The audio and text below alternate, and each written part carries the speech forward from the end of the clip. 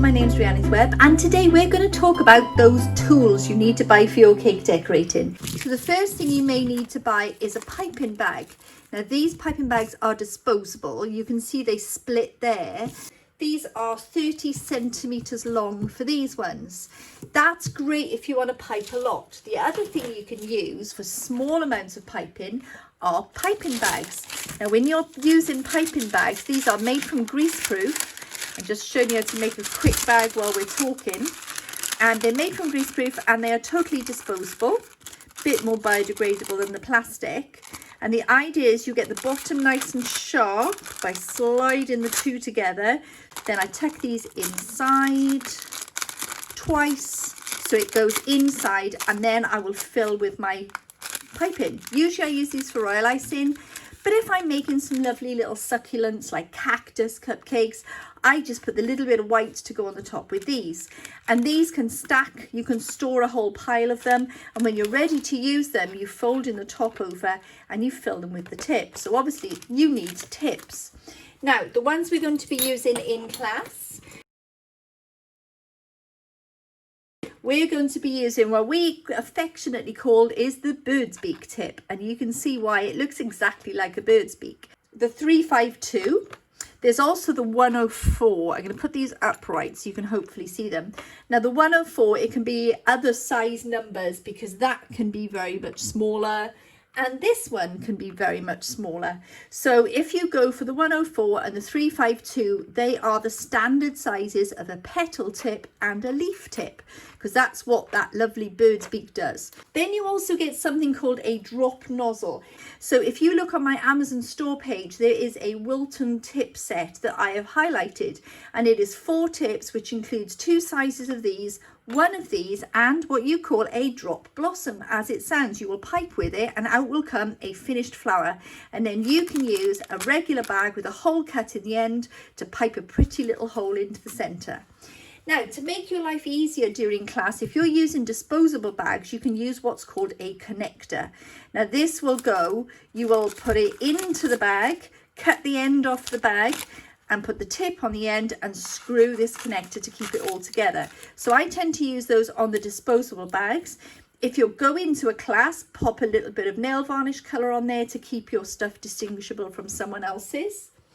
A really popular piping nozzle that I also always get asked how to show people how to use is the 2D. Now this is what does the beautiful roses you see on the side of a cake. Super simple, super fast, and brilliant for cupcakes. So I can show you that as well.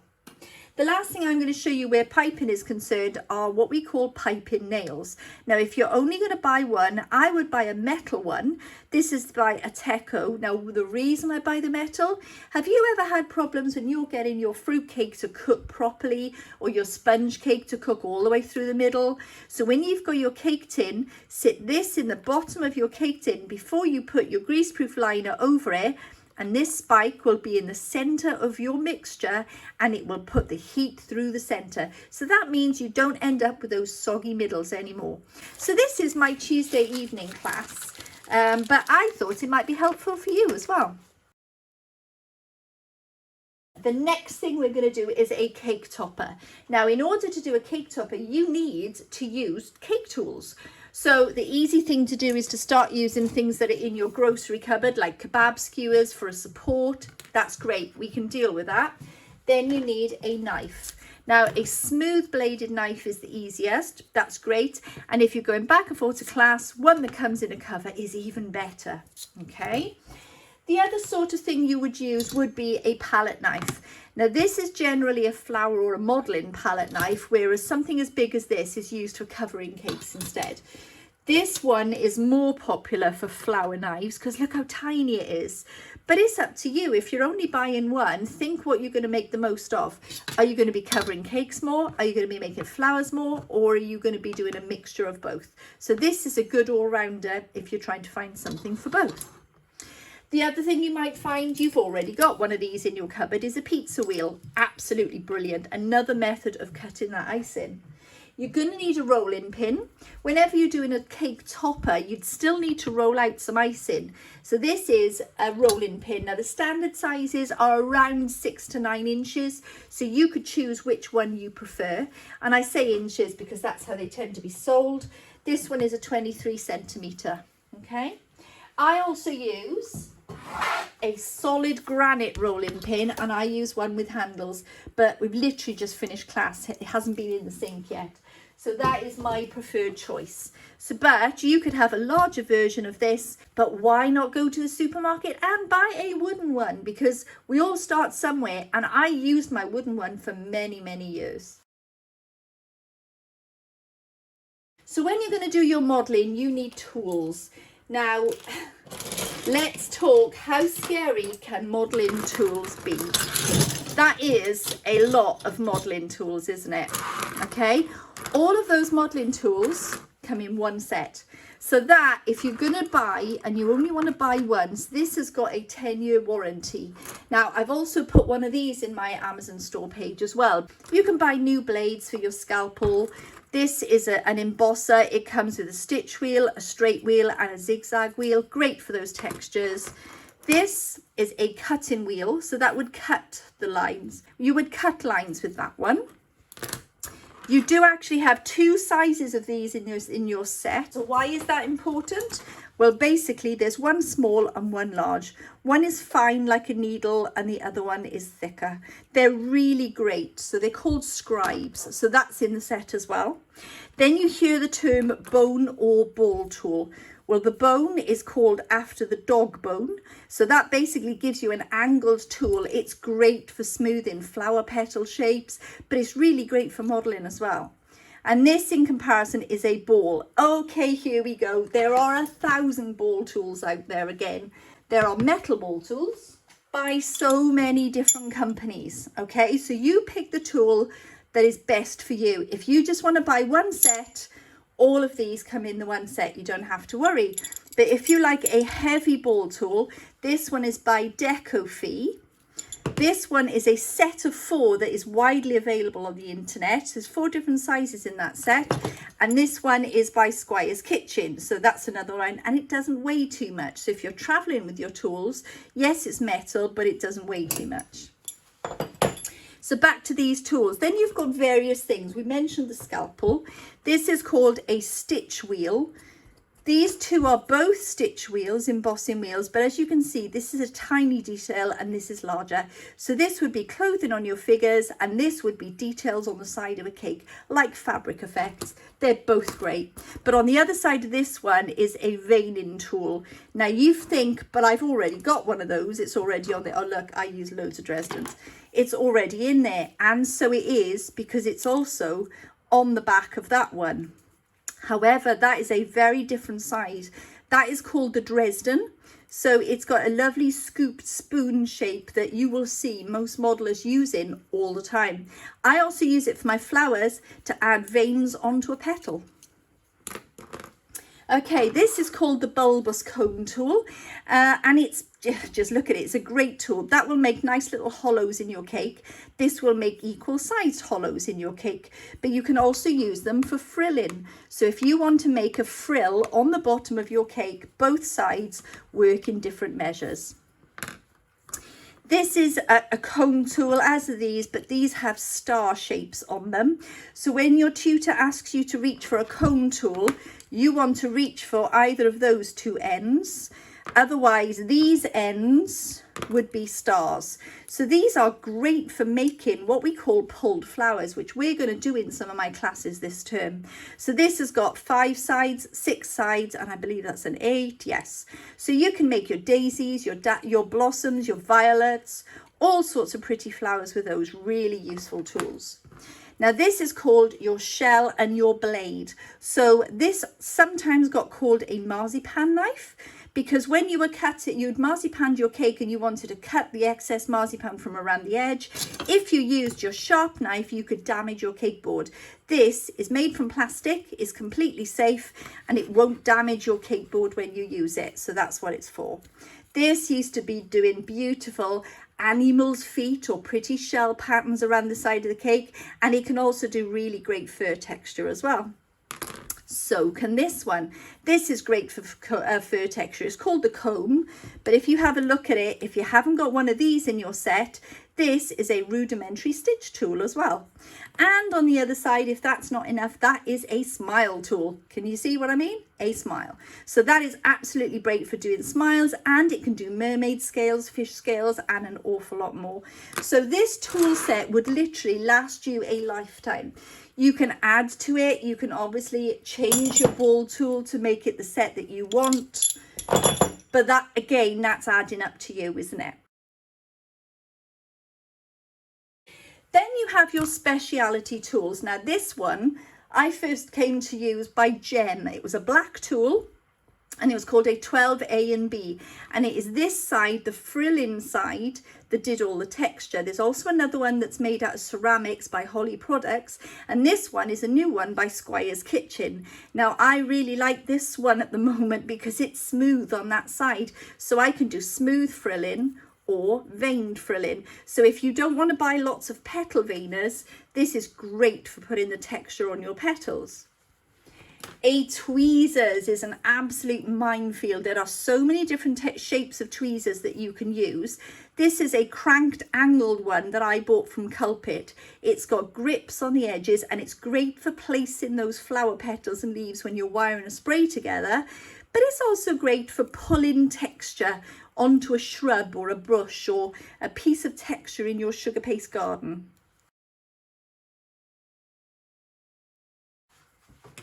Scissors. When a tutor tells you scissors, ask which size. This is one which I use for cutting my wires because it's got a serrated section.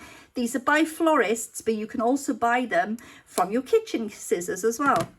This is a small detail scissors, so it's genuinely sold usually for nails. This one is sold in your cake shops, and you can see how nice and long the blade is. That varies in size.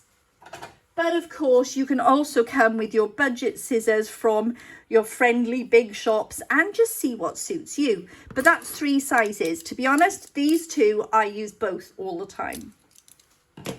When you see flowers being dusted, you might get dust everywhere. So a photographer's lens cleaner, you might find one in the cupboard from some children's art set many moons ago. Have a little look, they're really useful. Dusting brushes, you'll hear that term a lot as well. Now with these dusting brushes, they can come in huge size ranges. These are called filbert brushes because they go round at the end, and this is a flat brush, as you can see. Great for putting luster finishes on the side of a cake. So have a shop around and see what you can find. And a detail brush, it depends what detail you want it for. It can be anything from a super fine brush like this one by Sugar Press, or this is a budget one I found on the internet but is perfect for certain details. The other type of brush you can get would be a glue brush. So you can fill this area with water or edible glue, and then the glue comes out of the end of the brush. You will hear the term grab a smoother. So what do they mean when they mean a smoother? Well, there's so many types of smoothers out there. This is a flexi smoother. This is quite a run-of-the-mill standard smoother. Now this has got 2 straight edges. Look at the side. Some of them are curved. You want at least one of these 2 sides to be straight, and that helps you get a really good finish on your cake. That curve edge makes things easier as well. You can go up to speciality smoothers like this one by Cakes by Carol. It's, as you can see, very tall. So that will do not only a perfect straight side on your cake, but you could also ice your board at the same time. So lots of different styles out there. But if you're just starting, I would say a standard smoother and some flexi smoothers. And you can request for this for your birthday. Other things you need are stainless steel bench scrapers. You might hear that. Now this is the style I'm going to recommend. You can choose your budget. If it can stand up on its own and it's not leaning one way or the other, you know that's going to be the correct angle to do a neat side on your cake because it's going to scrape around. But when you stand it up, if it falls over without me pushing it, then you know it's not going to be straight enough. Likewise, you need a good sharp knife, like a bread knife or a slicing roaster knife. This is a ceviche. It doesn't have to be a brand. It just has to have a nice serrated blade on it. So other things you might be asked to bring to your class might be specific cutters or veiners for your flowers. So for example, a rose petal set. Now this is actually 2 sets by FMM. There are 3 large outer and then the rest are the small ones. So that's 2 sets. And it's really great for individually rolling out those rose petals and shaping your flower. You can also get them grouped into sets, like 5 petals in one shape, but we're going to be using individual ones in our class, and I find you can use this for a multiple of uses.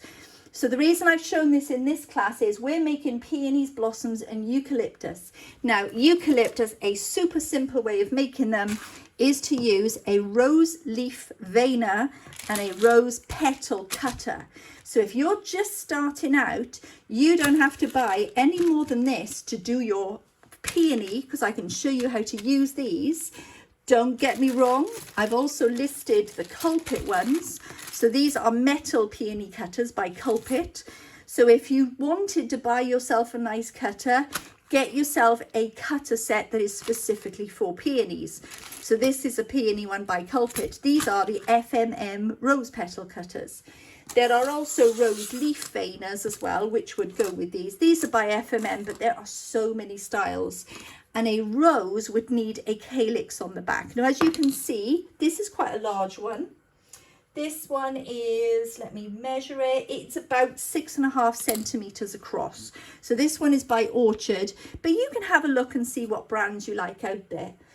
There's also peony leaf veiners and leaf cutters, and you could go on and on. As you can see, I've got varieties by Squire's Kitchen, by Blooms, by Top Tier Cakes. I've got a separate peony veiner by Alderval, but I will also be showing you how to vein your petals using a frilling stick or a cocktail stick, because there's an awful lot of stuff you can do without spending a lot of money. So pop all the peony stuff to one side.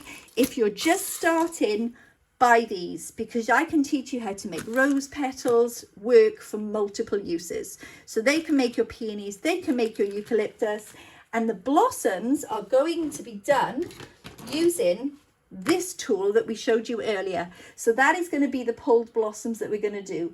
Absolutely brilliant. So the other thing you might be asked to bring is ingredients. Now these ingredients sound really scary to some of us. So PME spray glaze, PME petal base, and edible glue. That could be any brand, and I can show you how to make it yourself, and also a dipping solution. This is a cornflower puff. Okay, let's talk about what these things do. You might want an icing sugar shaker. You might have come across that before. This one's just been used, as you can see.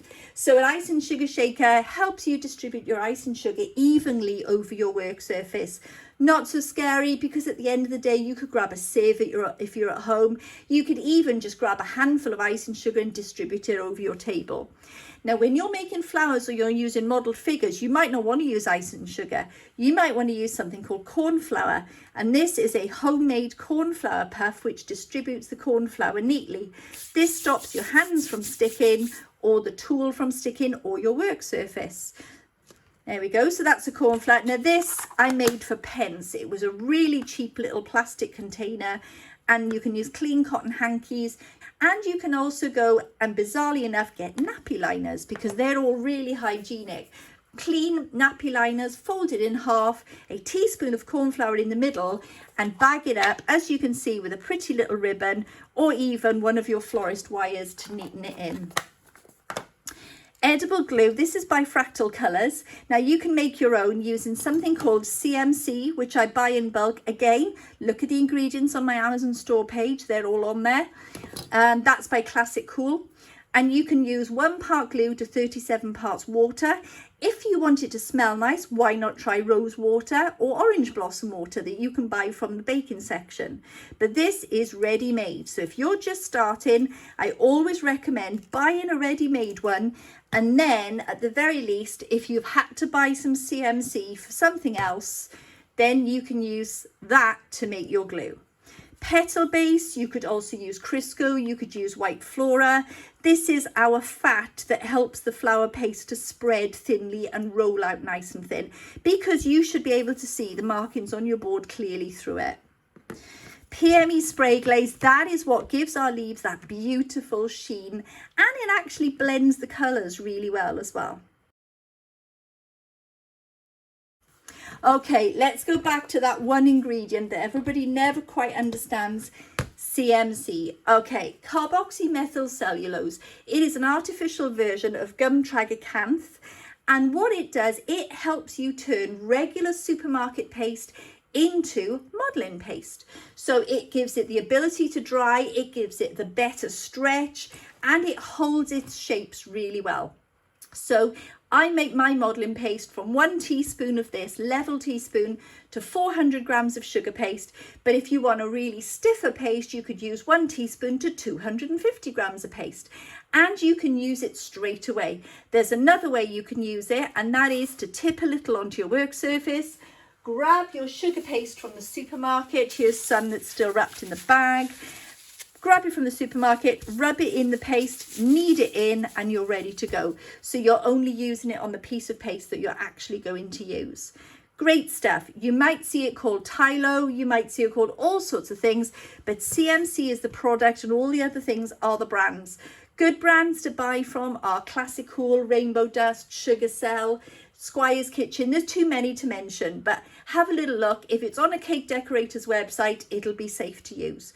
What you have to do is avoid using gum tragacanth, which is used for leather work, and the same with CMC, because it will not be food grade. So always look for the food grade label on anything that you're going to use. Okay, another thing that you might be asked to use when you're making flowers is flower wires. Now these come in all sorts of different shapes and sizes. These are by Culpit. They are by Sunrise, and there's also, let me find one, if I've got one, there's also some by Hamilworth as well. So the Japanese Sunrise wires are the highest grade, and then the Culpit and the Hamilworth are the next ones down. The higher the number, the thinner the wire. So these wires are, let's turn it over so you can see, these are a 20 gauge wire, which means they're quite strong. Whereas these are a 33 gauge wire, which means they are like cotton. And that's what we use to make our flower and leaf stems. So you can see we also use other products. We use things called florist tape. Now it can come in full or half width. Don't worry if you've bought half width, I'll show you how to cut it. And it can come in lots of colours. So they are the 3 colours that I always recommend using, because you can pretty much do anything with those colours. Okay, speaking of colours. Now, you can start small. So when you first start with Sugarcraft, don't buy masses and masses of colours. So I tend to use my favourites. Now in here, I've got a few metallics, I've got black and white, I've got my main 10 colours that I sell on my website as a set. But to be honest, you can see the ranges in there. If you've got a white, a yellow, a orange, a red, a green, a blue, a purple, a brown and a black, if you're no good with colour, you can make anything from those. If you're better with colour, stick to your primary colours. That's all you need. These are called dust colours. Then you have colours such as these, which are gel colours. Now these might be in a little tub or they might be in a tube. This is what you'll colour up the paste itself before you start work. This is what you'll do to dust the pretty patterns on it afterwards. Another thing you might do is use an airbrush colour. Now, we're not necessarily using them in class, but if you like to use airbrushing, I can always help with that as well anyway. So have a little look. There are so many brands out there. Brands I recommend, I like Fractal, That's Fractal Colours. I like Squire's Kitchen. I like Rainbow Dust. I like Saracino. I like Sugar Cell. There's a really good range of colours out there, but always check on the label to make sure that it says that it's for edible use, because that's really important if you're going to be eating it. Some colours that you see may say for craft use only. Now, if that's the case, on wired flowers or leaves, because they can be removed from the cake before eating. So that's a huge minefield, isn't it? But I hope it was really helpful for you. And obviously any questions, drop them below. But this is obviously being used particularly for my Tuesday class. I just hope that it helped. So take care, happy caking. I will see you soon.